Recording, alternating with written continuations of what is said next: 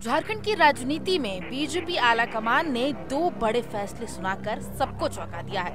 15 अक्टूबर की शाम चंदन कियारी में बीजेपी विधायक अमर कुमार बाउरी को विधायक दल का नेता बनाए जाने पर अभिमंथन चल ही रहा था कि 18 अक्टूबर की देर शाम रघुवर दास को उड़ीसा का राज्यपाल मनोनीत कर दिया गया। पार्टी के इस फैसले से एक खेमे में खुशी तो दूसरे खेमे में गम नजर आ रहा है। वहीं अमर कुमार बाउरी के दोनों हाथों में मानो लड्डू मिल गया हो और उनके आगे की राजनीति का रास्ता खुल गया है। भाजपा के इन दो बड़े फैसलों पर झारखंड में सियासी बयानबाजी तेज हो गई है। इंडिया गठबंधन दल के नेता तंज कसते हुए कहते हैं कि रघुवर दास को सक्रिय राजनीति से साइड कर दिया गया है। सबसे पहले तो श्री रघुवर दास जी को नई जिम्मेदारी के लिए उन्हें बधाई एवं शुभकामनाएं। लेकिन ये सच है कि भारतीय जनता पार्टी ने उन्हें एक्टिव पॉलिटिक्स से किनारा कर दिया और ये उनके साथ इतना बड़ा धोखा है जो भाजपा ने उनके साथ किया है वो नहीं करना चाहिए, क्योंकि उन्होंने बहुत समय दिया भाजपा के लिए और भाजपा को ऐसा नहीं करना चाहिए था। अब ये देखते हैं कि जो नई जिम्मेदारी उन्हें मिली है तो क्या भाजपा इसलिए उन्हें बनाया है कि जिस तरह से पूरे देश में देश के राज्यों में चुनी हुई सरकारों को भाजपा अस्थिर करने के लिए जानी जाती है, तोड़ जोड़ करके सरकार बनाने के लिए जानी जाती है, तो क्या ये रघुवर दास जी भी वहाँ पे जाकर के भाजपा के इशारे पे, भाजपा के नेतृत्व के इशारे पे ये काम करेंगे? ये अब देखने की ज़रूरत है। देखिए, उन्हें बनाया नहीं गया है, उन्हें झारखंड की राजनीति से हटाया गया है। जबरन सेवानिवृत्ति आपने सुना होगा, तो जबरन सेवानिवृत्ति है ये।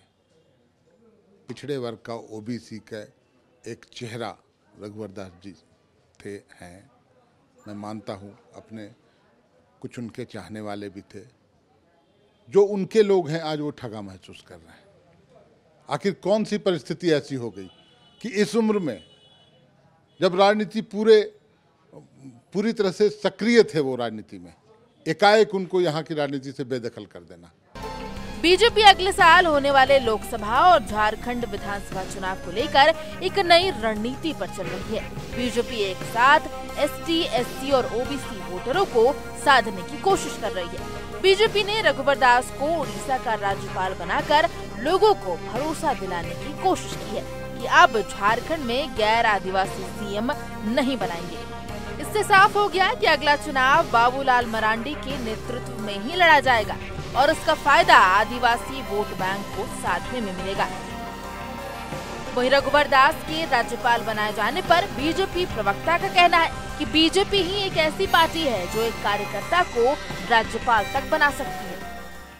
देखिए, सबसे पहले बहुत हर्ष का विषय है पूरे झारखंड के लिए जब पूर्व मुख्यमंत्री रघुवर दास जी को राज्यपाल बनाया गया उड़ीसा जैसे भगवान जगन्नाथ की भूमि का। और कहते हैं ना कि it happens only in BJP. जब एक कार्यकर्ता जिसने बूथ स्तर के अपने बूथ अध्यक्ष के रूप में अपने कार्यकाल की शुरुआत की थी, वो डिप्टी सीएम, मंत्री, मुख्यमंत्री बनते हुए आज महामहिम राज्यपाल के पद पर सुशोभित होने जा रहा है, तो ये दूसरे वंशवादी राजवंशी परंपरा पर चलने वाले दलों में बिल्कुल संभव नहीं है, क्योंकि उनके यहाँ तो एक तरीके से आप कहें तो हेरिडिटरी चलता है, सब कुछ डायनेस्टिक पॉलिटिक्स से चलता है। वहाँ राजा का बेटा ही राजा बनता है, वहाँ एक ही परिवार के कंट्रोल में सारी चीज़ें रहती हैं। लेकिन देखिए कैसे भारतीय जनता पार्टी अपने एक साधारण बूथ लेवल कार्यकर्ता को आज इतने ऊंचे पद पर आसीन करने जा रही है। तो हमारी रघुवर दास जी को बहुत सारी बधाइयाँ और उनके सफल कार्यकाल के लिए शुभकामनाएँ। रघुवर दास को उड़ीसा का गवर्नर बनाकर केंद्रीय नेतृत्व ने झारखंड में उनके सीएम पद के होने के दावेदारी पर लगभग पूर्ण विराम लगा दिया है। इसे लेकर जेएमएम और कांग्रेस ने उन पर तंज भी कसा है, लेकिन देखना होगा कि झारखंड की राजनीति में इसका क्या असर आने वाले दिनों में दिखाई पड़ेगी। कैमरा पर्सन नवल के साथ संजीव सिन्हा, समाचार प्लस, रांची।